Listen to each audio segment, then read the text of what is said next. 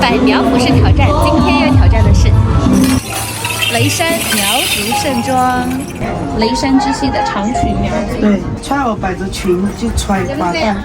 以前苗族姑娘她们从10几岁就开始绣了，绣到差不多绣好了就可以嫁人了。18年就得一套服装哈。这套也是你的婚服是吗？对，我的婚服你是第2个穿。以后这套盛装还能够传代给家里的小宝宝继续穿下去。苗家的银饰上面还有兵器，它是象征我们苗族是一个尚武的民族。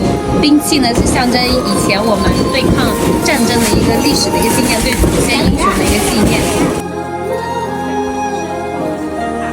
这个场景就像苗家姑娘出嫁的场景了。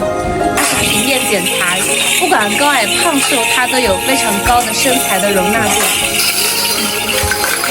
你说一份情，我说一把手。结了婚就带鸟，这个就是未出嫁的女孩子。还没办婚礼，不算出嫁。现在都大家都不讲究，了。那个鼓很重，外来的女孩子呢，你要给他们送一张床单，才背得起，背得动那个鼓，他们就给你一朵花。我发一生。